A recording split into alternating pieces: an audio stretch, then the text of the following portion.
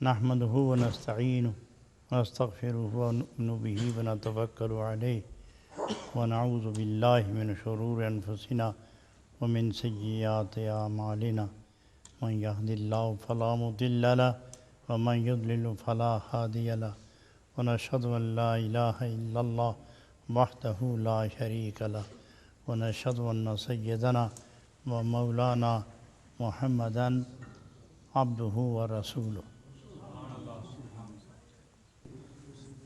معزز حاضرین، مثنوی شریف کا یہ تیسرا درس ہے۔ ہماری تصوف اور روحانی لگن پر مشتمل یہ تیسری محفل ہے۔ اہل ذوق،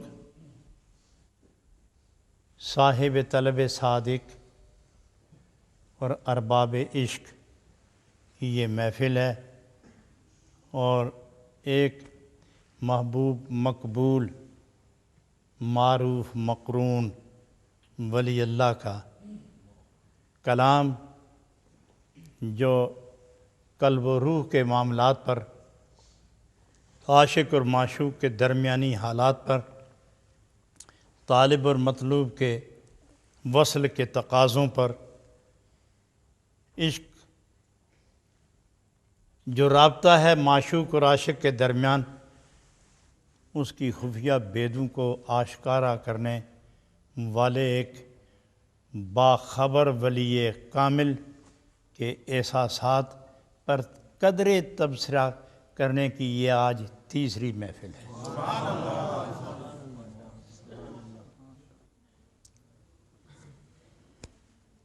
اس سے قبل علامہ رومی رحمۃ اللہ علیہ کا ارشاد تھا کہ روح کو تنزلی ہوئی، لاہوت سے ناسوت میں روح آئی،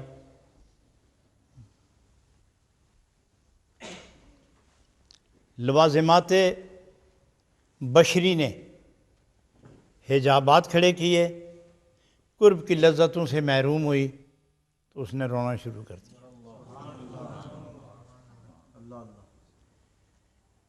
اب وہ روح جو ناسوت میں آ کر کثافتوں کے درمیان مقید ہو گئی ہے، اس کو جو پرانا دور وصل کا نظر آتا ہے، اور وہ پرانے محبوبیت کے، وہ وصل کے وہ نشے، وہ درد محبت کا وہ سلسلہ جب اس کو یاد آتا ہے تو وہ بہت بے چینی سے رونا شروع کرتی ہے۔ اور آگے جا کے بیان کیا کہ کس نیستاں تا مرا ببریدہ اند، از نفیرم مرد و زن نالیدہ اند۔ مجھے عالم ارواح سے اٹھا کے یہاں لے آئے ہیں، اور اس دوری نے محبوب سے مجھے جدا کر کے غفلت کے زمانے میں مجھے قید کر کے وصل کی لذتوں سے محروم کر دیا ہے، اور وہ درد ہرمان، وہ درد جدائی، وہ لذت آشنائی، اس کی وجہ سے درد اتنا غالب ہو گیا ہے کہ از نفیرم مرد و زن نالیدہ اند، کہ میں جو روتی ہوں تو سننے والے مرد اور سننے والی عورتیں میری فریاد کی اثرات سے متاثر ہو کر وہ بھی رونا شروع کر دیتے ہیں۔ تو جس طرف میں نے منہ کر کے اپنا درد چھیڑا ہے، وہیں سے مجھے رونے کی آوازیں آئی۔ یہ رونے کی آوازیں دو صورتوں میں تھیں، یا با اعتبار ترحم کہ اس پر کیا گزری کہ یہ اتنی رو رہی ہے، اس پر کیا گزری کہ یہ اتنی رو رہی ہے، یا بطور ترحم نہیں، ان میں بھی وہی درد تھا، ان میں بھی لذت آشنائی تھی، ان میں بھی جدائی کے اثرات تھے۔ تو جب میرے درد کی آواز نے ان کے اندر خفیہ درد کو جب اٹھایا تو جیسے میں رو رہی تھی، اسی طرح سارا جہان رونے لگ گیا۔ تو اس کیفیت کو بیان کر کے آپ ارشاد فرماتے ہیں، کس نے ستانتا مرا ببرید ان از نفیرم مرد و زن نالیدہ ان، جہاں دیکھو وہیں رونا ہی رونا ہے۔ روتے کیوں ہو؟ روتے تو اس لیے کہ جدا ہو گئے۔ ارے ملتے جاؤ گے نا، ملنا تو ہے لیکن نہ جانے کب ملیں گے۔ ملنے تک کی جو مدت ہے اس مدت کو کون برداشت کرے گا؟ یہ درد بڑھتا چلا جا رہا ہے، یہ درد تو بڑھتا چلا جا رہا ہے، تو پھر کریں گے کیا؟ یہ حالت یہ ہے کہ میرے سامنے دیواریں آ گئی ہیں۔ اور کل کے درس میں ایک بات آئی تھی جو آپ کو یقیناً یاد ہوگی کہ جب موسم خزاں آتا ہے تو درخت کے لباس اتر جاتے ہیں، پتے گئے، پھول گئے، گل گئے، شجر کھڑا ہے، درخت کھڑا ہے، درخت کو درخت ہی کہتے ہیں۔ جو بن گیا، مستی گئی، رعنائی گئی، وہ تماشائے جلوہ نمائی گیا، لیکن درخت کھڑا ہے۔ جب بہار آئی تو پھر سب کچھ آ گیا، لیکن کمال یہ ہے کہ اسی درخت کو بالکل جو زمین سے پیبند، زمین کے ساتھ پیبند ہے، جو پیبند زمین ہے، اس کو بیخ سے کاٹ لیا جائے، جڑ رہ جائے مگر درخت کاٹ لیا جائے، 1000 بہار صبح، 1000 بہار دوپہر، 1000 بہار شام کو اس پر آ کے پہرے دینا شروع ہو جائے اور بار بار برسنا شروع ہو جائے، وہ درخت خشک کا خشک ہی رہے گا۔ کیوں؟ اس لیے کہ اصل سے کٹ گیا ہے۔ جب کوئی شے اصل سے کٹ جائے تو اس پر حقیقی موت طاری ہوتی ہے، حقیقی موت وارد ہوتی ہے، اور جب حقیقی موت وارد ہو جائے تو کوئی بہار اس کو نئی زندگی سے آشنا نہ کر سکتی۔ لیکن درخت خشک نہیں ہوا، جڑ کے ساتھ قائم ہے، جڑ کے ساتھ قائم ہے۔ بہاروں کا ایک انبار نہیں آیا، لشکر نہیں آئے بہاروں کے، بہاروں کا ایک جھونکا آیا، نئی زندگی دے کے چلا گیا ہے، اس لیے کہ اس کے اندر اصل زندگی موجود ہے، اس کے اندر زندگی موجود ہے۔ بہار نے صرف رونقوں میں اضافہ کر دیا ہے، تو معلوم ہوا کہ جو اپنے اصل سے جدا ہو گیا وہ مر گیا، اور جو اپنے اصل سے جدا نہیں ہوا لیکن رکاوٹیں آ گئیں۔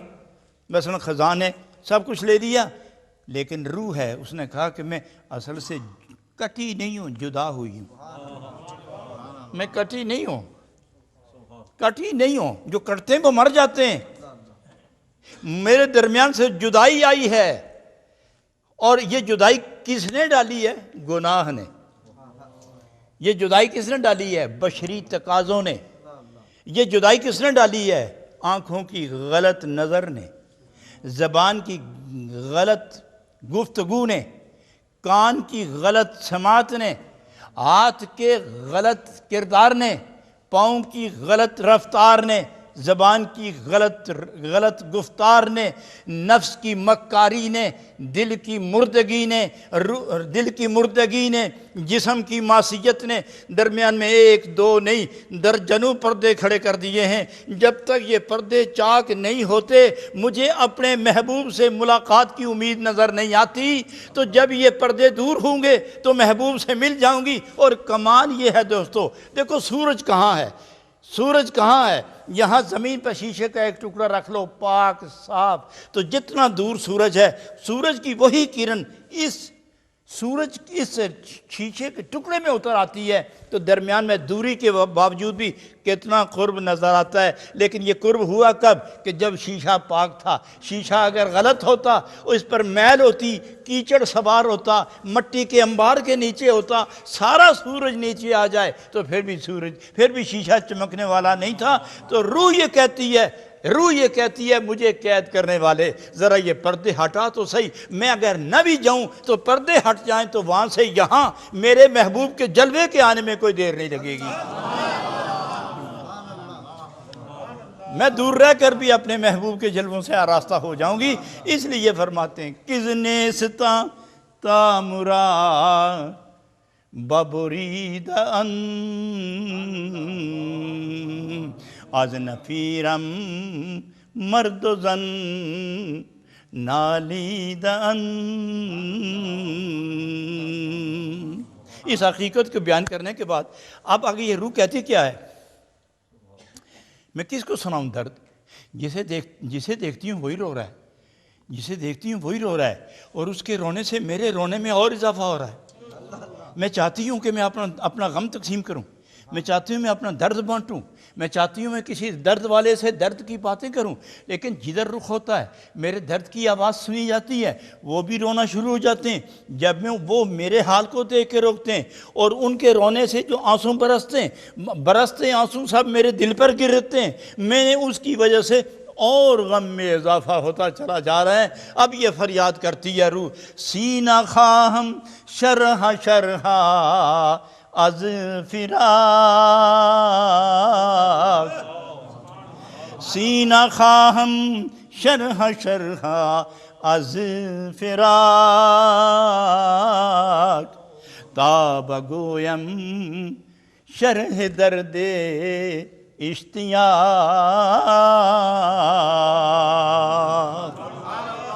اب مجھے بھی تو کوئی ایسا چاہیے جس کو درد کے تیروں نے چھلنی کر دیا ہو، جو شرح شرح، جو سوراخ سوراخ ہو گیا سینہ، سوراخ سوراخ ہو گیا دل، سوراخ سوراخ ہو گئی روح، سوراخ سوراخ ہو گیا، درد کے تیر لگ لگ کے وہ ٹکڑے ٹکڑے ہو گیا۔ اب جب میں بات کروں گی نا تو وہ چونکہ میرے جیسی ہوگی تو میں ایسے کی تلاش میں ہوں جس کا سینہ سوراخ سوراخ سوراخ سوراخ، دل سوراخ سوراخ سوراخ ہو، اور ہر سوراخ کے محبوب کی یادیں، ہر یاد سوراخ کے اندر محبوب کی یادوں کا چراغ جل رہا ہو، اور جب اس کو دیکھ کے میں اپنا نغمہ چھیڑوں تو اب گویم شرح درد اشتیاق، تاکہ وہ اپنا قصہ درد چھیڑے، میں اپنا قصہ درد چھیڑوں۔ کمال ہے دوستو۔ اور یہاں حضرت صاحب رحمۃ اللہ علیہ فرماتے ہیں کہ جو آدمی مصائب سے لذت گیر نہ ہو اور درد کا مزہ شناس نہ ہو، مصائب سے لذت گیر نہ ہو اور درد کا مزہ شناس نہ ہو، اس کے سامنے اس طرح ہے یہ درد کی باتیں کرنا جیسے بینس کے سامنے آدمی بین بجانا شروع ہو جائے، تو وہ کبھی کان کھڑا کرے گی کہ اس کو کیا ہو گیا، پھر وہ گھاس چرنا شروع ہو جاتی ہے، اس کو کوئی پرواہ نہیں ہوتی۔ تو جو لوگ حقیقی درد سے محروم ہوتے ہیں اس کے سامنے حقیقت کی باتیں چھیڑنا اس طرح ہے جس طرح جاہل کے سامنے علم کی باتیں کرنا، جیسے جاہل کے سامنے علم کی بات کرنا، بھینس کے سامنے درد کا نغمہ چھیڑنا۔ تو اس لیے یہ فرماتے کہ جب تک اس طرح کی صورت ہوگی نہیں اس طرح کی بات تو بنتی نہیں، لیکن کمال یہ ہے، حضرت سعدی اس پر ایک بات بڑی خوبصورت لکھتے ہیں۔ حضرت سعدی رحمۃ اللہ علیہ فرماتے ہیں کہ یہ اپنا درد دوسرے کو کیوں سناتے ہیں؟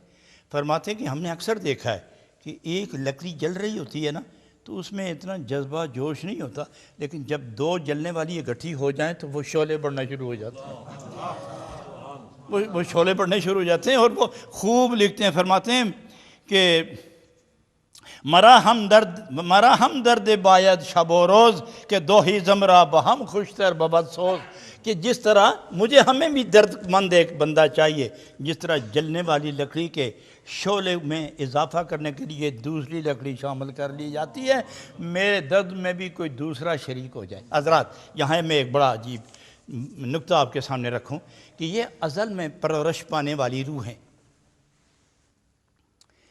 ان کو خدا نے اپنے جلوے دیے۔ ذرا تفصیل سے ایک منٹ کے اندر میں یہ تفصیل آپ کے سامنے رکھتا ہوں۔ جب روحیں گٹھی تھی نا تو اللہ نے سب روحوں کو جدا نہیں کیا تھا، تو سب ارواح پر اپنی تجلی فرمائی، ایک تجلی گرائی۔ اس وقت ایک گروہ ارواح کا ایسا تھا جس پر روشنی نہیں آئی، اور ایک گروہ ایسا تھا جس پر روشنی لگی اور ختم ہو گئی، پھر ایک گروہ اس میں سے تیسرا ایسا نکلا کہ جس پر روشنی لگی تو لگی ہی رہی، جس پر ازل میں روشنی نہیں لگی وہ سب کافر ہو گئے، اور جس کو تھوڑی سی لگی اور چشم زدن میں بند ہو گئی یہ سب منافق ہو گئے، اور جس پر روشنی لگی ہی رہی یہ سب مومن ہو گئے۔ جو سب مومن تھے ان میں 3 درجے تھے، کسی کو قریب رکھا، کسی کو اس کے پیچھے، کسی کو اس کے پیچھے، کسی کو اس سے بھی پیچھے رکھا، روشنی سب کو دی، لیکن کوئی قرب میں رہے، کوئی اس سے زیادہ قرب میں رہے، کوئی اس سے زیادہ قرب میں رہے، کوئی اس کے زیادہ قرب میں وہ روحیں رہیں جو بالکل قریب رہیں، یہ مرسلین انبیاء بن گئے۔ جو ان سے پیچھے تھے وہ سب انبیاء ہی انبیاء ہو گئے، اور جو ان سے پیچھے تھے وہ سب خواص مومنین ہو گئے، اور جو ان سے پیچھے رہ گئی تھی وہ عام خاص مومن، اور جو ان سے پیچھے ہو گئی وہ عام مومن تھی، اور ان سب روحوں کو اللہ نے اپنا پیار پلایا۔ ان سب روحوں کو اللہ نے عشق کا قطرہ عطا فرمایا۔ عشق کو اللہ تعالیٰ نے یوں تقسیم کیا۔ یہاں ایک بڑی خوبصورت بات ہے، یہ عشق ایسا نہیں ہے کہ بندے کو ملا اور خداوند تعالیٰ اس کے اثر کو اپنے سامنے محسوس نہ فرمائے۔ مثلا خدا نے رزق دیا، کوئی اثر نہیں، پانی پلایا بندے کو، کوئی اثر نہیں، کپڑے دیے، کوئی اثر نہیں، بشری لباس دیا، کوئی اثر نہیں، بیوی بچے اولاد والدین رشتہ دار دوستی تخت تاج راج بخت دولت ثروت امارت حکومت دبدبہ جاہ و جلال مال منال سب کچھ دیا رب نے نا، سب کچھ دے کے بھی پرواہ نہیں۔ لیکن جب محبت کی باری آئی تو فرمایا اثر ادھر بھی ہوگا جلن ادھر بھی ہوگی۔ اگر اثر نہ ہوگا تو یاد نہیں ہوگی۔ اس لیے فرمایا کہ اس محبت کو ہم یوں تقسیم کرتے ہیں کہ میں محبت اپنی محبت میں سے جتنا جتنا تم برداشت کرو ہم تمہیں دیتے ہیں۔ ان روحوں کو محبت دے دی، محبت دینے کے بعد پھر اپنا دیدار دیا، محبت دی، پہلے دیدار دیا، دیدار کے بعد محبت دی، محبت میں جب جولانیاں عطا کی اور سوز و گداز و عشق کی مستی عطا کی، جدا کر کے دنیا میں بھیج دیا۔ اب روح و لذت چاہتی ہے ملتی نہیں، اب روح وہ ملاقات چاہتی ہے ملتی نہیں، اب روح وہ قرب چاہتی ہے ملتی نہیں، اب روح پھر خدا سے اپنی ہم کلامی کا مزہ دیکھنا چاہتی ہے ملتی نہیں، تو پھر رونا شروع ہو گئی، رونا شروع ہو گئی۔ تو پھر آ کے روح کہتی ہے سینہ خواہم شرح شرح از فراق تاب گویم شرح درد اشتیاق۔ روتی کیوں ہے؟ اس لیے روتی ہے، آپ کو پتہ ہے نا کہ سانپ جو گھس جاتے ہیں نا اپنے سوراخوں میں تو نکلتا نہیں تلاش کے باوجود، اور جب بین بجائی جائے تو وہ اندر سے رقص کرتا ہوا باہر نکلتا ہے، بجائے کاٹنے کے وہ بین والے کے سامنے رقص کرنا شروع ہو جاتا ہے۔ تو یہ روح جو رو رہی ہے نا، یہ اس لیے روتی ہے کہ کہیں آواز تقسیم ہو جائے، میری جیسی کیفیت کسی روح میں ہو، وہ باہر نکلے تو ہم اس فرقت کا درد آپس میں بانٹیں تو صحیح کہ تیرا کیا حال ہوا، مجھ پر کیا گزری۔ اس لیے وہ زار و قطار روتی ہے اور کہتی ہے کہ مجھے درد اشتیاق نے ستایا ہے۔ تو حضرات یہ روح آئی اس دنیا پہ، لیکن اکیلی نہیں آئی، وسیلے کے ساتھ آئی ہے۔ اس روح کا یہاں آنا وسیلے کے ذریعے، اور اس کے لیے بہترین وسیلہ دو چیزیں بنی ہیں، ایک باپ اور ایک ماں۔ ان باپ اور ماں دونوں نے مل کر جو تیسرے وجود کو جنم دیا ہے اس میں وہ روح اتری ہے۔ اب روح جو اس وجود میں آئی تو رونا شروع ہو گئی، ارے کہاں سے لائی ہو، اب مجھے کوئی چاہیے، سینہ خواہم شرح شرح از فراق۔ اب وہ روتی ہے کہ مجھے کوئی ایسا ملے کہ جو مجھے پھر وہاں لے جائے۔ تو اس رونے والے کو اچانک اس بارگاہ کا آشنا پیر مل گیا، اس کو پیر مل گیا۔ پیر نے پھر اسے مراقبے سکھائے کہ ادھر دیکھ کے کیوں روتی ہے، ادھر دیکھ کے کیوں پریشان ہوتی ہے، ادھر کیوں واویلا کرتی ہے، ادھر کیوں فریاد گناہ ہے، کوئی درد آشنا نہیں، چپ ہو جا، وہ ہر جگہ نہیں ملتا، آنکھیں بند کر کسی کو نہ دیکھ۔ تم دیکھو گے عورتیں نظر آئیں گی خیال بدلے گا، مرد نظر آئیں گے خیال بدلے گا، گاڑی نظر آئے گی خیال بدلے گا، سائیکل نظر آئے گی خیال بدلے گا، کتا نظر آئے گا خیال بدلے گا، بیل نظر آئے گا خیال بدلے گا۔ تو یہ جتنے مناظر بدلتے چلے جائیں گے خیال بدلتے چلے جائیں گے۔ تو بہتر یہ ہے کہ یہ خیالات اور مناظر بدلنے والی آنکھ بند کر اور ساری توجہ دل کی طرف کر، چونکہ جب بھی محبوب بے پردہ نظر آئے گا کہ وہ دل کے آئینے میں نظر آئے گا، دل کے آئینے میں نظر آئے گا۔ اس لیے ساری توجہ ہٹا کے اپنے دل کی طرف کر دے، اور اسی کو مراقبہ کہتے ہیں، اسی کو مراقبہ کہتے ہیں۔ حضرت باقی باللہ رحمت اللہ علیہ سے کسی نے پوچھا حضرت مراقبہ کس کو کہتے ہیں؟ فرماتے ہیں دو ہی تو ترجمے ہیں اس کے، ایک عملاً مظاہرہ ہے اور ایک ترجمے اعتبار سے۔ فرمایا ترجمہ کیا ہے؟ ترجمہ یہ ہے کہ محبوب کی آمد کے انتظار میں اتنا گم ہو جائے کہ اس کے سوا کوئی یاد نہ رہے، اس کو مراقبہ کہتے ہیں۔ تو فرمایا عملاً کیسے؟ فرمایا میں نے ایک دفعہ بلی دیکھی، حضرت باقی باللہ رحمت اللہ علیہ فرماتے میں نے ایک دفعہ بلی دیکھی، اس کو چوہا نظر آیا، تو وہ چوہے کو پکڑنے کے لیے اپنے پاؤں پر تل گئی، ایک پاؤں اٹھا لیا، 3 پاؤں پہ تل گئی، دم ساکت ہو گیا، کان جہاں تھی وہیں رک گئے، نظر جہاں تھی وہیں رک گئی۔ اس طرح تھا جیسے بے جسم ایک تصویر کھڑی ہے، جو ہی چوہا قریب آیا اس نے جپٹ کے چوہا پکڑ لیا، تو میں نے سمجھا ہر شے سے بے نیاز ہو جانا ہی شکار میں کامیابی کی ضمانت ہے، ہر شے سے بے نیاز ہونا ہی شکار میں کامیابی ہے۔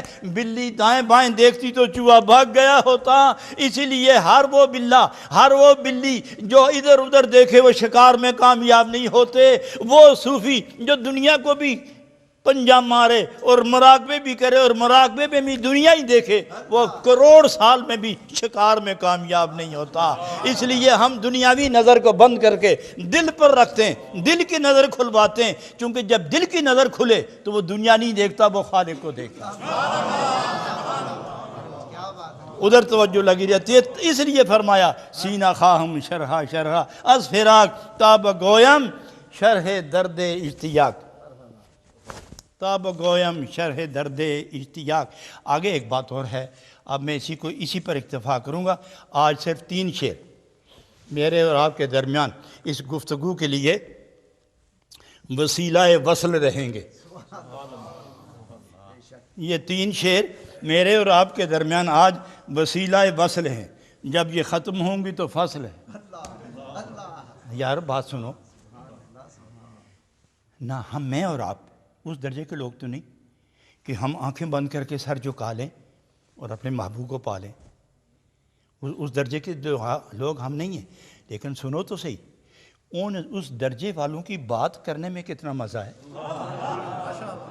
بات کرنے والا بھی نشے میں ہے اور بات سننے والے بھی نشے میں ہیں۔ تو جس کی بات کر کے نشہ روح پر چڑھ جائے، اس کا اپنا عالم کیا ہوگا اس بندے کا، تو پھر اس درد میں وہ روئے نہ تو کیا کرے۔